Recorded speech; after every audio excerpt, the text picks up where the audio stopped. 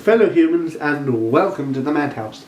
I'm Josh, and today for me is the 31st of December 2015. It's New Year's Eve, which means one of two things: getting really drunk and singing an old Scottish poem at midnight, and the Madhouse Book Awards 2015.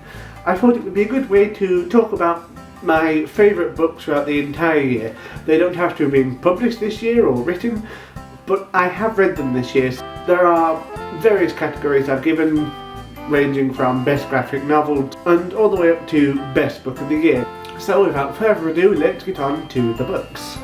So up first is the best leading characters, for which I am choosing both Eli and Victor from V.E. Schwab's Vicious. I don't have my copy of this here, but I really wish I did because it's a marvellous book. Her writing style is phenomenal anyway, and these two characters are perhaps the epitome of morally grey. I'm not sure you can call them protagonists. Well, they are protagonists, but certainly not heroes. None of them are good guys, and none of them is the bad guy either. They're both delightfully grey and could easily fit into either one of them. They are anti-heroes at their very best. The second award, which I'm calling the Loonies because it's the Madhouse, so why not, is for the best supporting character, for which I'm going to have to say Ree or Rye, I'm not sure how to say his name, from another V.E. Schwab book, A Darker Shade of Magic. He is the Prince of Red London, and I don't know why, but I just find him fascinating. I can't call him a leading character because he's neither the villain nor the hero or the sidekicks, but nevertheless he does play a part, and I have some interesting ideas as to how his character will develop already, and I quite like the way the character's gone, that he himself has absolutely no magical talent in the most magical world that we've seen, yet he's still managed to be popular and really cool. Plus, he's a prince. What's not to love? The Looney Award for Best Writing Style goes to Jen Campbell in the Bookshop book.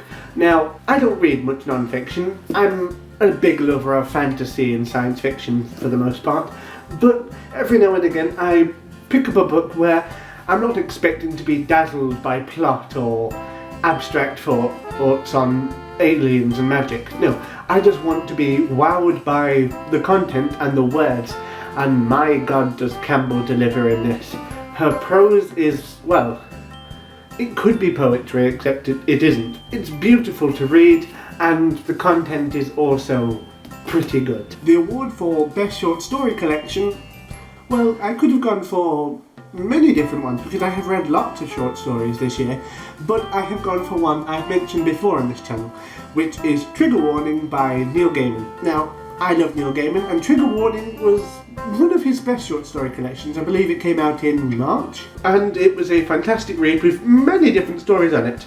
Many fairy tale retellings, a Doctor Who story which was really clever, a look at why Sherlock Holmes takes up beekeeping in his old age, which is really fascinating, and a wonderful collection within that called A Calendar of Tales, which is a story set around and based around a particular month of the year, and it's exquisitely written, very well developed, and you'll like it. Plus there is a short story in there which is, let's call it a window into the world of American gods, because it follows Shadow and his story after American Gods finishes, and it's wonderful. If you've never read American Gods, by the way, you really should. The Looney Award for Best Poetry Anthology goes to 100 Poems by Jen Campbell. I've already mentioned that I love Jen's writing style. Her prose is pretty good and it comes off like poetry, so her poetry is even better, as you might expect. I have yet to buy a copy of her other collection, the Hungry Ghost Festival, but I hope to do so within the next few months. This one, the 100 Poems, is a challenge she did to raise money for charity, where she was going to write 100 poems in 48 hours to raise money for the Book Bus, which supports schools by providing mobile library facilities and volunteer storytellers to help children become confident and literate readers for life, working in Zambia, Malawi, India and Ecuador. So excellent causes to help raise literacy and the love of books around the world, which is marvellous. And To be fair, if people read these, they will develop a love of books and poetry. The Looney Award for Best Comedy goes to Mrs. Fry's Diary by Mrs. Stephen Fry, or Stephen Fry in drag.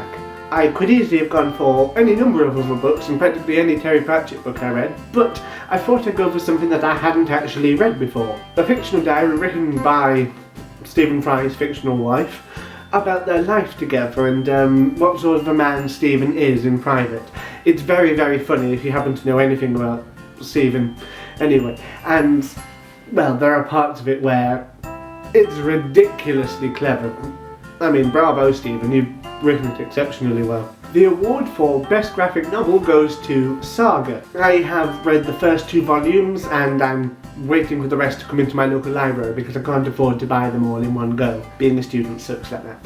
But they are marvellous. It's a combination between fantasy and science fiction because on the one hand there is this very technologically based world with numerous species on it, and another where they use magic, and the two come together and it's like a Romeo and Juliet story because these two worlds are at war and a person from each world, they come and fall in love, and it's very, very sweet, very, very funny, very, very realistic, despite all of the robots and nudity. It's a proper adult graphic novel, I would say, due to the sex scenes in it, but it could easily be turned into an animated film. The art style in it is gorgeous.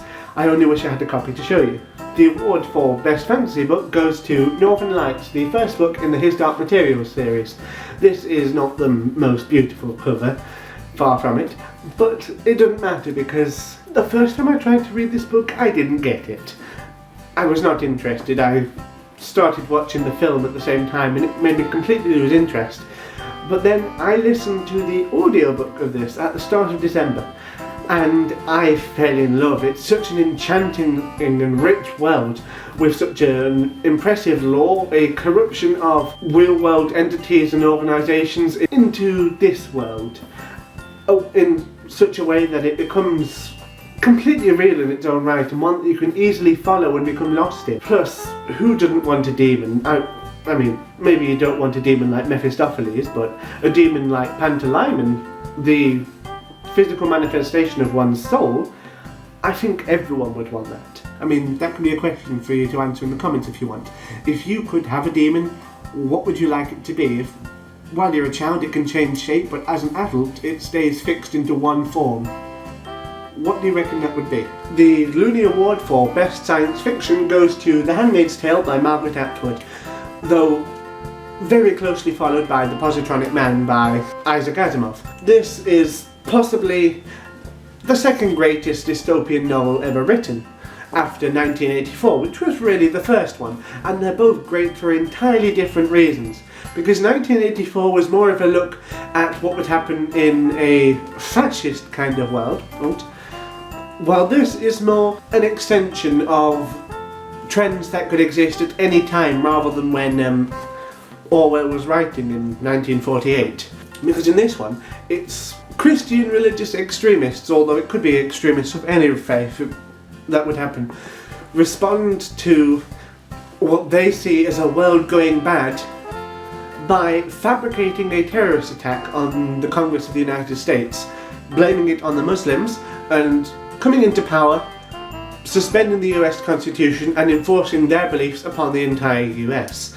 And it's a look at, well, I'm not going to spoil it actually, but it's marvellous, and if you think about it, what's happened to the US, now Gilead in this, is a bit like what happened to Iran in the 1970s and 80s. Fascinating, beautifully written, as with all things Margaret Atwood writes. I love it. The award for the best classic, it goes to Paradise Lost by John Milton.